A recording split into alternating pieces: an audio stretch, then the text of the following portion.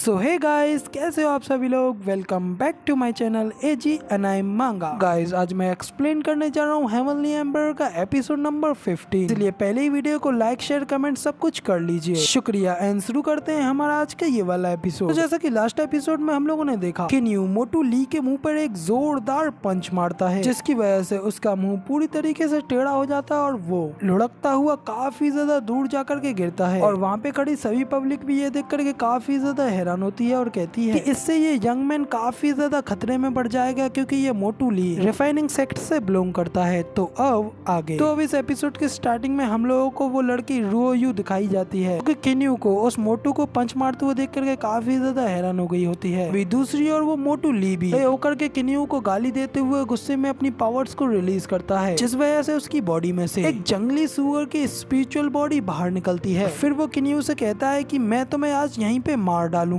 इतना कह करके वो मोटू ली किन्यू के ऊपर अपने special attack yellow rank top grade martial art wild boar fist के अटैक से किन्यू के ऊपर तेजी से पंच मारने के लिए आगे बढ़ता है, जबकि किन्यू वहीं पे खड़े खड़े अपनी पावर्स को रिलीज करते हुए अपने सामने एक सील्ड को क्रिएट करता है, जिससे कि टकरा करके वो मोटू वहीं पर काफी ज्यादा जख्मी हो जाता है और बाउंस करके आसमान में पहुंच जाता है। फिर किन्यू हंसते हुए कहता है कि ये वाइल्ड बोर फिस्ट देख करके तो ऐसा लग रहा है कि तुम सच में एक सुगर थे। इतना कहने के बाद फिर किन्यू रुओयू के पास आता है, प्यार से उसके सिर को सहलाते हुए उससे कहता है अब से तुम मेरी हो और मेरे साथ रहोगी। कह करके किन्यू रुओयू के सिर पे अपनी पावर को रिलीज करता है, जिस वजह से उसके ऊपर बंध रही सारी बेड़ियां टूट जाती हैं। ये देख रुओयू भी काफी ज्यादा हैरान होती है। साथ में उस पावर सर्च को बाकी के सभी लोग भी देख रहे होते हैं। मिस वैन हंसते हुए कहती है कि ये सच में काफी ज्यादा इंटरेस्टिंग है। जियायू थोड़े परेशान होते हुए कहती है कि अगर इस बारे में हुआंगफी को पता चला तो ये प्रोबेबली फिर से आधा तो मर ही जाएगा, लेकिन अब क्या करें, ये सब कुछ खत्म हो गया है। ये फैटी अब जरूर जाकर के हुआंगफी को बताएगा और सारा ब्लेम किन्यू के ऊपर आएगा, जिस वजह से किन्यू एक अच्छी तरीके से मारा जाएगा। तो इधर जियायू ये सब सोच रही होती है, जबकि दूसरी ओर किन्यू रुओयू को अपनी बाहों में उठा लेता है, क्योंकि रुओयू मोटू ली से इतना ज्यादा पिटाई खाने के बाद पूरी तरीके से एग्जॉस्ट हो चुकी होती है और बेहोश हो गई होती है। और किन्यू उसे अपने साथ उठा करके ले जाते हुए कहता है कि चलो चलते हैं। अभी किन्यू के साथ में उन दोनों लड़कियों को जाते हुए देख करके बाकी सभी लोग फिर से कहते हैं कि ये तो प्रिंसेस यू हुआ और उनके साथ में डुगू वैनर है, मगर लेकिन आखिर ये लिटिल व्हाइट फेस कौन है। अभी ये जान करके कि किन्यू की बैकग्राउंड भी काफी ज्यादा सही है। वो लड़के कहते हैं कि लगता है कि इस बार फैटी ली ने किसी गलत बंदे के साथ पंगा ले लिया। तो दूसरा बंदा कहता है कि मुझे ऐसा नहीं लगता है, आफ्टर ऑल फैटी ली भी रिफाइनिंग सेक्ट का एक बंदा है, इसलिए मुझे डर है कि इस लड़के के साथ कुछ अच्छा नहीं होने वाला है। तो इधर दूसरी ओर वो तीनों लोग जा रहे होते हैं। फिर जियाओ किन्यू को घूरते हुए उससे कहती है कि किन्यू आखिर तुम इस लड़की को ले जाकर के क्या करोगे। मिस वैन भी कहते हैं कि अगर तुम्हारे पास कोई जगह नहीं है तो तुम टेम्परेरी तौर पर हमारे ऑक्शन हाउस में रह सकते हो। किन्यू भी हंसते हुए कहता है कि तुम लोगों को चिंता करने की कोई जरूरत नहीं है, मेरे पास अपने खुद के कुछ अरेंजमेंट्स हैं। इतना कहकर किन्यू राओयू की ओर देखता है और अपने मन में कहता है जैसा कि मैंने इस लड़की से एक्सपेक्ट किया था, इस लड़की की बॉडी में अभी भी एंशिएंट डीमन ब्लड लाइन है। तो अब इधर दूसरी ओर किन्यू को राओयू को इस तरीके से घूरते हुए देख करके याओ अपना मुंह बनाते हुए कहती है मैंने ये एक्सपेक्ट नहीं किया था कि तुम इस तरीके के भी बंदे निकलोगे। तो किन्यू कहता है कि आखिर तुम इस लड़की के बारे में क्या ही जानती हो, फ्यूचर में ये लड़की काफी ज्यादा इनक्रेडिबल बनने वाली है। तो जियाओ कहती है कि हाँ जैसे कि तुम बहुत ज्यादा जानते हो, लेकिन तुम ये याद रखना तुम ऐसा करके सिर्फ खुद को ही पागल बना रहे हो। अब जियाओ की बात सुन किन्यू अपने मन में कहता है कि कुछ डिकेड बाद फ्यूचर में ये राओ डीमन डेटी होने वाली है। मेरी पिछली जिंदगी में इसके पास 10 मिलियन मॉन्स्टर और बीस्टों की आर्मी थी और इसकी ये टेरिफाइंग एग्जिस्टेंस ने पूरी की पूरी एंटायर ह्यूमन रेस को डरा करके रखा हुआ था। और इसमें कोई आश्चर्य नहीं है कि ये रुओयू डीमन गॉड अपनी पिछली लाइफ में क्यों ह्यूमंस से इतना ज्यादा नफरत करती थी, क्योंकि गुलामी की इस जिंदगी ने के दिल में एक बुरी और गहरी छाप छोड़ दी थी। तो अब इतना सोचते हुए किन्यू रुओयू की फटी हुई ड्रेस की ओर देखता है और कहता है इसके बारे में बात करते हुए मैंने इसे तो देखा ही नहीं और मैं अब इसको इस तरीके के फटी ड्रेस को तो पहने हुए नहीं रहने दे सकता। तो किन्यू की ये बात सुन करके हमारी मिस वैन भी हंसते हुए से कहती हैं कि टियानहे सिटी का सबसे बड़ा चैम्बर ऑफ कॉमर्स जानियू बिल्डिंग है, इसलिए आप मेरे साथ आओ और मैं आपको रास्ता दिखाती हूँ। तो इतना कहने के साथ ही मिस वैन वहाँ से मुड़ जाती हैं और किन्यू से कहती हैं अब तुम मेरे पीछे पीछे आओ। तो मिस वैन के इतना कहने के साथ ही किन्यू उसके पीछे पीछे निकल जाता है, जिसकी की थोड़ी देर बाद वो लोग यानियू बिल्डिंग के पास आ जाते हैं और फिर साथ ही वो अंदर गेट से भी एंटर हो जाते हैं। वे एंटर करने के साथ ही वहाँ पे एक लड़की मिस वैन को देखती है और उनसे कहती कहती है कि क्या मिस वेनियर ये आप ही हो। कहने के साथ ही हमें लोगों को वो लड़की को दिखाया जाता है जो कि दिखने में काफी छोटी होती है और वो मिस वैन से कहती है कि मिस वेनियर आप यहाँ पे आई हैं तो मुझे बताएं कि मैं आपके लिए क्या कर सकती हूँ। उस छोटी लड़की की बात सुनकर के मिस वैन उससे कहती है कि अभी मुझे तो किसी भी चीज की जरूरत नहीं है। यहाँ पे वो जो यंग मैन खड़ा है वो यहाँ पे कुछ कपड़े खरीदने के लिए आया है उस लड़की के लिए जो कि उसके हाथों में है। इधर मिस वैन की ये बात सुनने के बाद वो छोटी लड़की किन्यू से कहती है ओ तो अब मुझे पता चला मास्टर प्लीज आप मेरे पीछे आए। इतना कह करके वो छोटी लड़की किन्यू को अपने साथ अंदर ले जाती है जिसके हाथ में रुओ यू भी होती है। तो मिस वैन जियाओ से भी कहती है चलो अब हम लोग भी शॉपिंग के लिए चलते हैं और बाद में इनसे मिलते हैं। जियाओ भी खुश होते हुए कहती है कि हाँ आपका आइडिया तो काफी ज्यादा अच्छा है। तो इसी के साथ हमारा ये वाला एपिसोड यहाँ पे खत्म होता है। अब वीडियो कैसी लगी कमेंट करके जरूर बताना और लाइक कमेंट शेयर करके चैनल को सब्सक्राइब जरूर से कर लेना। शुक्रिया।